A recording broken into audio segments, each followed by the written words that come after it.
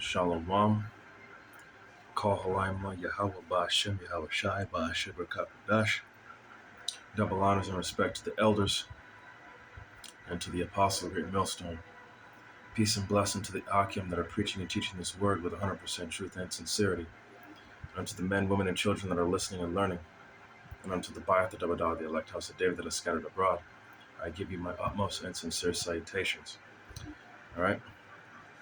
Another lesson here. It's entitled, What is a Friend? All right, so we're going to start in the book of Sirach. This is going to be chapter 6, verse 7. It says, If thou wouldst get a friend, prove him first, and be not hasty to credit him. So, in the process of obtaining a friend, test him. Test him to see where his mind is at, and if he's truly genuine, and if he's worthy of your trust. And it says, be not hasty to credit him, to, don't be so quick to give him approval. That's not good, because if you hardly know this guy and you give him your approval or recognition, it's like while you're opening yourself up to what could possibly lead to a disaster, because you don't know this person all that well. So you got trust is a big thing. So that's why you got to watch out for people. Verse 8, for some man is a friend for his own occasion, meaning he's only going to be your friend for his own reasons, his own personal reasons. Of course, he's not going to say nothing about it or tell you, but he's only there for a specific reason. Excuse me. And will not abide in the day of thy trouble, which means he won't be around in the time of your trouble. He's not going to be there to help you out when you need him. And someone who does that, that's just not really a true friend. He was only with you for a certain time for a certain reason. Then when something happens, he dips out on you. Verse 9, and there is a friend who being turned to enmity and strife will discover thy reproach. So enmity being hostility or ill will, and strife, like an argument or a fight, will discover or reveal thy approach, your shame and disgrace. So fighting and arguments, with those who are turned to enmity will reveal your disgrace. That's why you gotta learn how to deal wisely with people. You can't give into anger or lose that self-control or discipline. Verse 10, again, some friend is a companion at the table and will not continue in the day of thy affliction. So he's on your side for a moment, but until something happens, then he just, like I said, he dips out or stabs you in the back. Verse 11, but in thy prosperity he will be as thyself and will be bold over thy servants. Verse 12, if thou be brought low, he will be against thee and will hide himself from thy face. So, if you're brought low, being humbled, he will be against you and he will hide himself from thy face. So he will hide his true colors from you. So that way you don't figure him out. That's a serpent trait right there.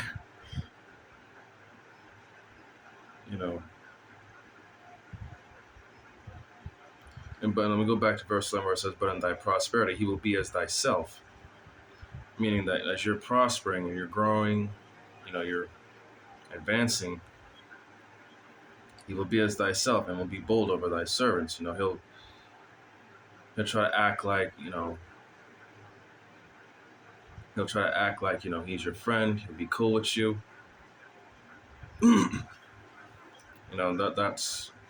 That ain't people like that. That's what they call, not really, I guess you could call it ass kissing or brown nosing, whichever. Now, verse 13, it says here, separate thyself from thine enemies and take heed of thy friends. So, keep yourself away from those that you know are your enemies, and be mindful of your friends. Verse 14, a faithful friend is a strong defense, and he that hath found such an one hath found a treasure. All right. A faithful friend, someone who is truly genuine, sincere, and loyal, you found a treasure. And this world that we're living in right now, it's hard to, the only true friends that you got are the ones that are in this truth. Everybody else outside of it, you can't really trust them, no matter how long you've known them. So, I'm just a little tired. All right, this is going to be Proverbs chapter 17, starting at verse 17. A friend loveth at all times, and a brother is born for adversity. All right. A friend loveth at all times, and a brother is born for adversity. So, during times of dire straits and tribulation, that's when a brother is born. Someone who's going to generally watch your back. Be there for you when you need them. And someone who's going to actually, look out for you. But a friend that loveth at all times, what are they going to do, in the time of trouble? Are they going to stick with you and become a brother, like family, or are they going to dip?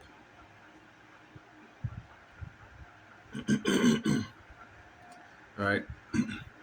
This is going to be Proverbs again, just going to a different chapter.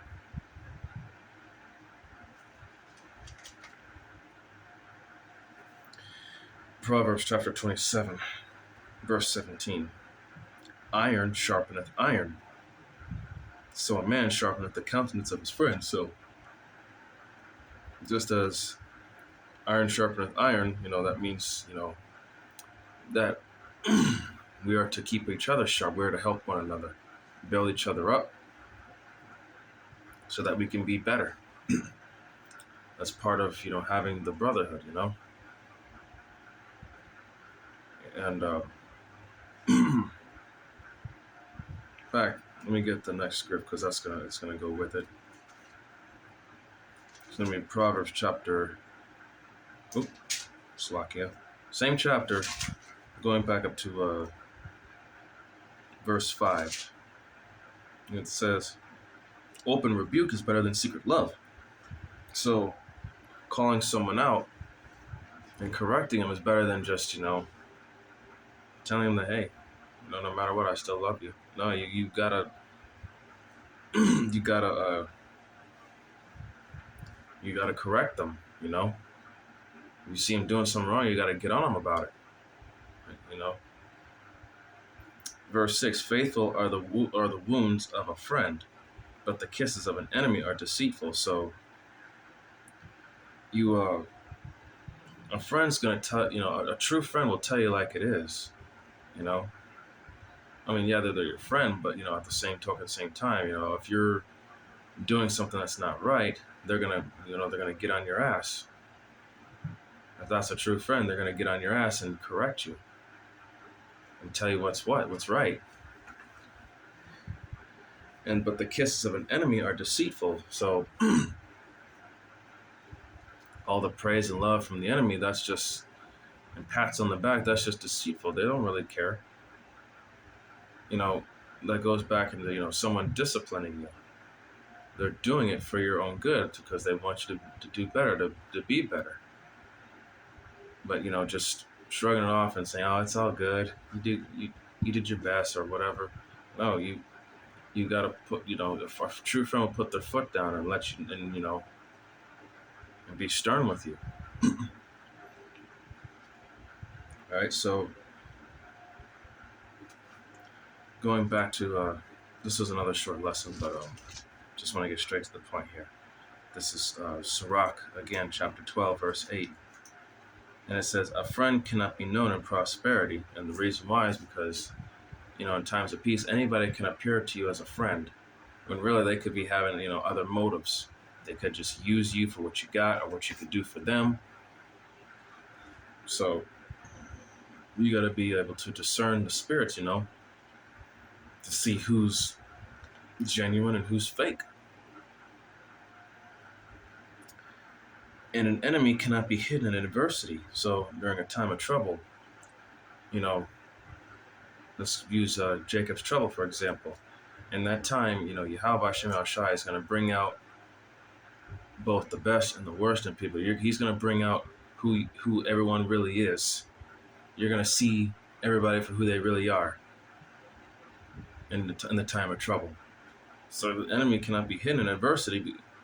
But like I said, a brother is born for adversity. That means, in that time, there's going to be at least one person or maybe a couple that are going to be there, and they're going to, they're going to have your back.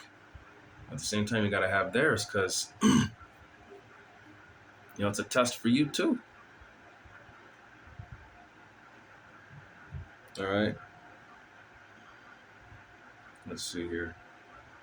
Verse 9, in the prosperity of a man, an enemy will be grieved, but in his adversity, even a friend will depart. All right. In the prosperity of a man, an enemy will be grieved. Okay. Basically, in a way, he'll be envious of you because you're prospering, you're doing good, you keep progressing. But in his adversity, even a friend will depart. So, in a time of trouble, your friends could just abandon you at any moment. People that you thought were your friends. Like I said, before I came to this truth, I've dealt with people who I thought were my friends. They pulled the wool over my eyes, and got screwed over quite a few times. Took me a while to get it and to learn it, but I got it now. So just you can't trust you can't trust people. The only people you really can trust are, first and foremost, Yahweh Shem Shai and the brotherhood. The sincere Akim and Akwath that are in this truth. We are all that we got, really. And, the scriptures say, verse 10 here says, never trust thine enemy, for like as iron rusteth, so is his wickedness. Okay? Verse 11, though he humble himself and go crouching, yet take good heed and beware of him, and thou shalt be unto him as if thou hast wiped a looking glass, and thou shalt know that his rust hath not been altogether wiped away. So, going back to proving him, test him to see if he really is, sincere. And you'll see that, as I said, wiped a looking glass, and that his rust has not been altogether wiped away. So, if his wickedness still shows, that just goes to show you that this is someone you can't trust. You don't want to deal with this person, because they've shown you that they are untrustworthy. They're not worthy of that trust. So a real friend is someone that tolerates your failures and accepts your successes. They understand that sometimes in life you're going to fall, make mistakes, but at the same time, they help you get back up on your feet. They give you that kick in the ass to motivate you, so that way you can do better. And when you succeed, they accept your success. They're happy for you. But in this day and age, there really are no friends to be made, because people are Wickedness is at an all-time high in this queendom, America, aka Babylon. So you really gotta beware of people out there, because everybody's just out for themselves, and they always have their own secret hidden agendas. All right, and with that, like I said, this lesson was entitled, What is a Friend? Okay, so I'd like to give all the honor, glory, and praise unto Yahweh, Ba'Hashem Yahavashai, Ba'Hashem Rakakwadash, and double honors and respect to the elders and to the apostles of Great Millstone. Peace and blessing to the Akim that are preaching and teaching with all truth and sincerity, and unto the men, women, and children that are listening and learning, and unto the Ba'ath Dawadah, the elect house of David, that is scattered abroad. I give you my utmost and sincere salutations. See you in the next lesson, Lord willing. Kwam Yasharala, Wa Ababa Shalom, Barakatham.